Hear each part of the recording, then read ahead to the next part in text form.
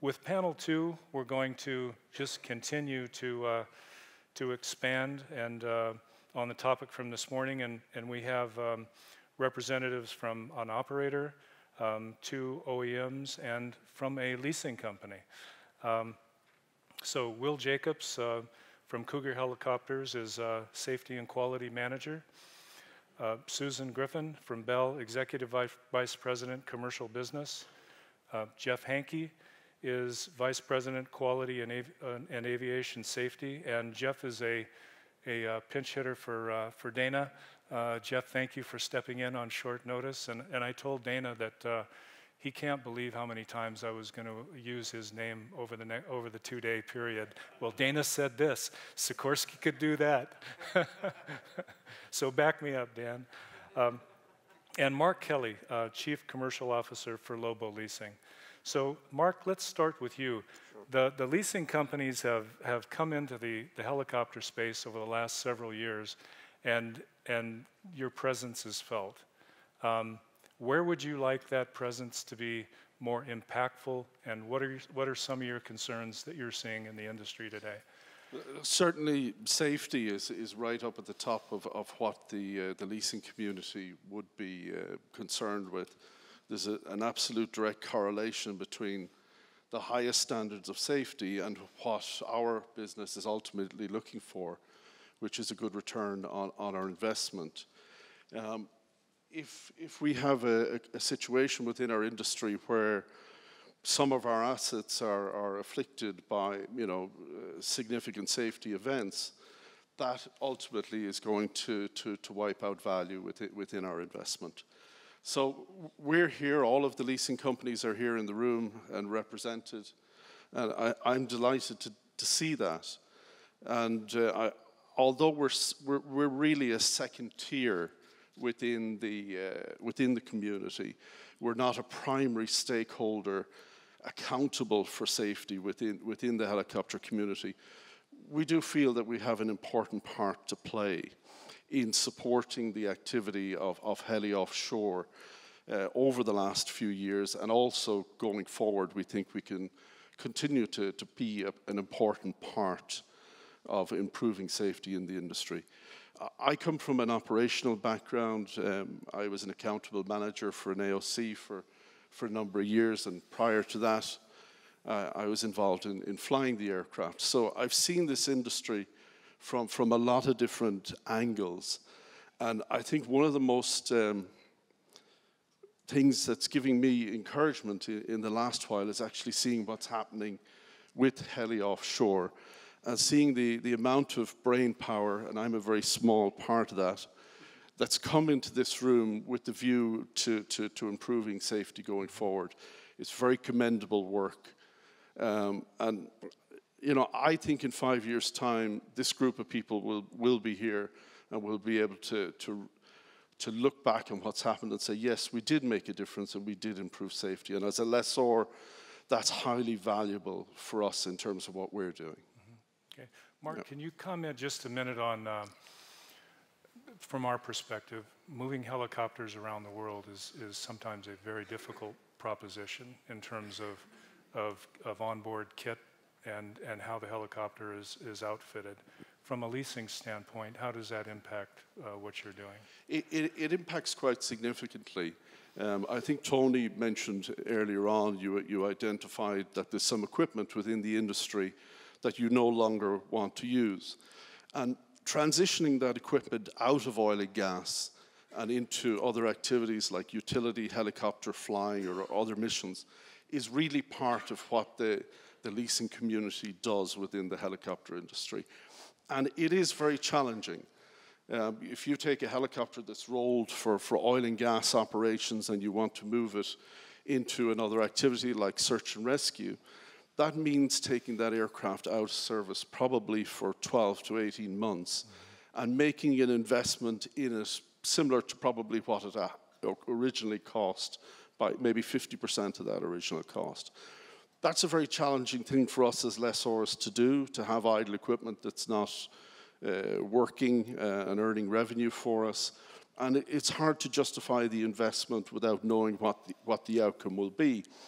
And I think where the OEMs particularly can help these transitions and moving equipment, older equipment out and new equipment in, has to have a natural benefit to safety. There's no doubt about that in the long run. So that's what we want to do. So being able to transition the aircraft easier and having those transitions designed into the aircraft from the beginning is what we would like to see, so that you're able to re-roll very quickly and move it on to its next activity. Okay. So from going back to collaboration, you really view the leasing companies as a vocal but supporting role in terms of this safety journey that we're on? Absolutely, absolutely. We can be very supportive of the entire industry in its efforts to improve safety. Right now, the 5 main leasing companies represent probably 25% of all of the aircraft that are represented in this room. Perhaps that percentage is a bit higher. It's approximately 500 aircraft. So in terms of our voice with the OEMs, our voice into all of the community, it can be powerful and helpful. Okay, all right. Thank you, Mark. Thank you. Susan, the journey that Bell has been on in terms of designing newer aircraft, how do you think that fits into the collaborative space with not only with entities like HeliOffshore, but you saw Boeing and Airbus sitting side by side in a very collaborative effort that they've had a lot of practice at. So I'd like your thoughts on how you see that for our industry. I mean, overall, anytime we go into a design of a new product, we want to use the input of the customers, and we really want to make sure that we are considering safety as part of the initial design. I mean, that's the best way to do it, it's the cheapest way to do it, and it's the best way to get it into the aircraft. So obviously we use collaboration for that.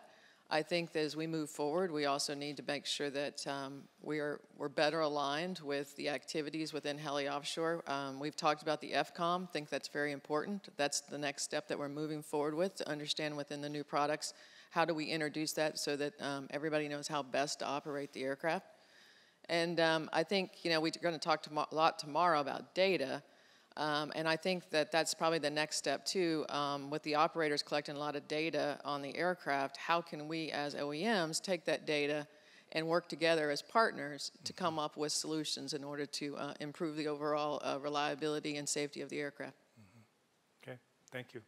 Thank you.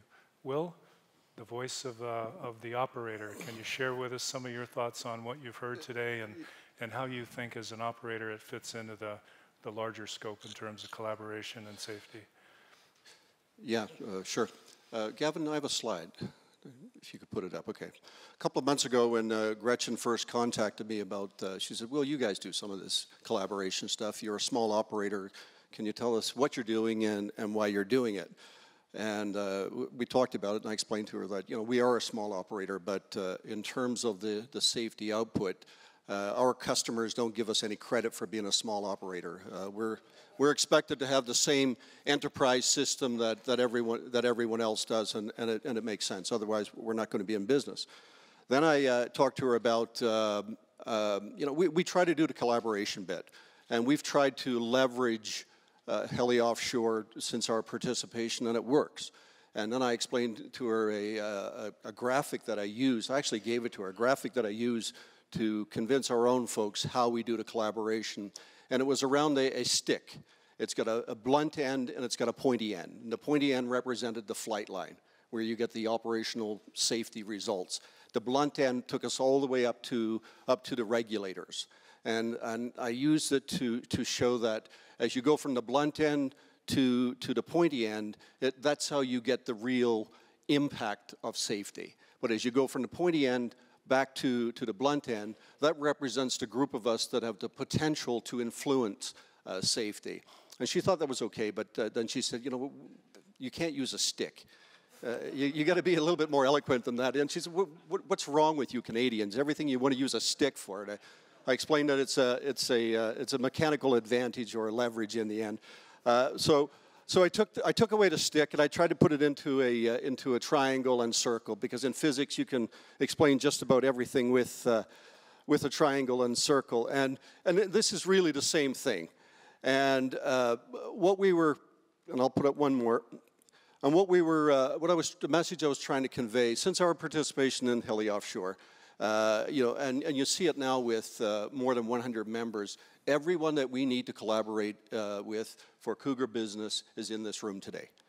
From the operators, manufacturers, the leasing companies, the oil companies, and the regulators. The coordination bit of doing the collaboration, we've been doing that, and I think HeliOffshore, we don't, as a group, we don't credit ourselves for all of our successes over the past 4 years. There have been tremendous success. And we have plans, we have gates, we have priorities. And whether she likes it or not, we also have Francois with a stick that makes sure that we get the job done. So we've done very well on the coordination side. The communication side, well, this is part of it. And we get together once a year. Tremendous relationship building, tremendous opportunity to define those communication channels, and you just expand it every year. Now the collaboration bit, that's where the rubber meets the road, and that's the difficult bit. And we've titled it, or I've titled it, it's collaboration for effect. So really what we want are the frontline results, and you have to do something yourself. And as this triangle fills in, you'll see that we all have these pieces of the puzzle that help us collaborate. And I work closely with a colleague, many of you know him, J.J. Gerber. We work closely on a lot of these things, but we realize that to get the collaboration piece to work, we've actually got to do something ourselves. Now, we have our leader, Hank Williams, sitting over here. He has actually sat at the board table and said, I do not want you two volunteering for anything else. But that's not really a direct command, is it? I don't want you.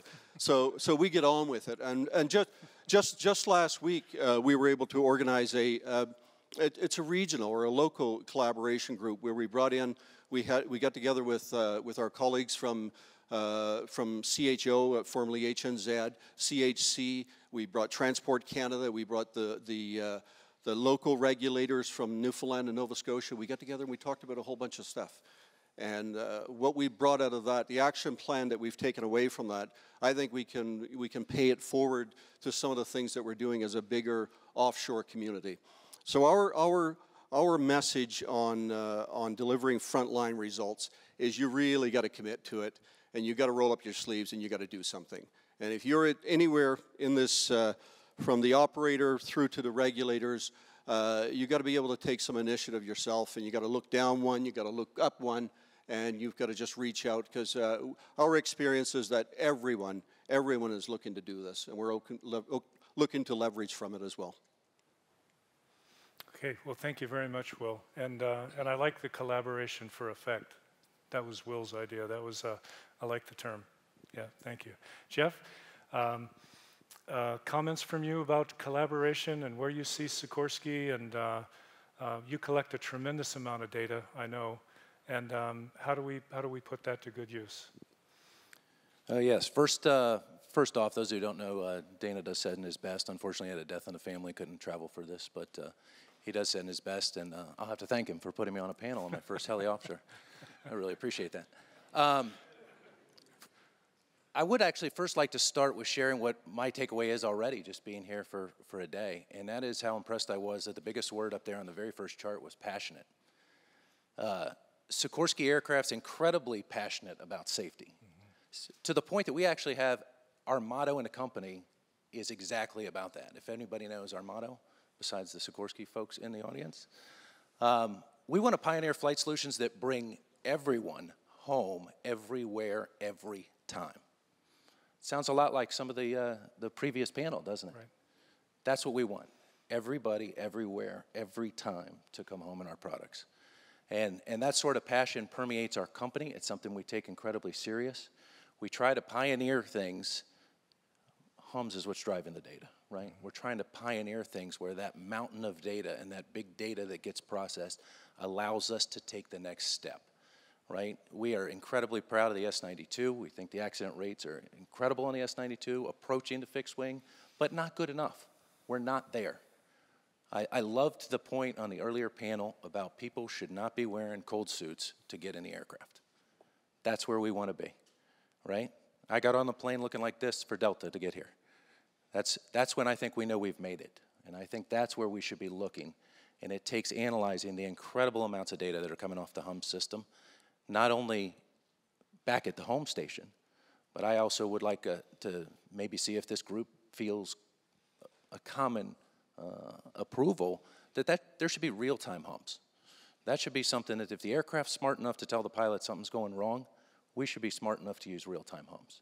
We should be smart enough to give a pilot, and I'm an old Navy helicopter pilot, okay? So flying with water under my feet's perfectly normal. But if you could have given me more information on what's going wrong with my helicopter, I would have appreciated that, right? A lot of that comes down to the human intelligence, which is not nearly as fast as the intelligence we put in that computer to tell us what's going wrong with our incredibly complicated machine in an incredibly demanding environment. So that's one of those things we're looking for here as an OEM. We're a big OEM, but we want to make sure that we're using our data and our innovations appropriately to serve the entire community. And that's what I look forward to most in HeliOffshore, is getting the community view of what we're trying to innovate. Okay, good. Thank you. Thank you.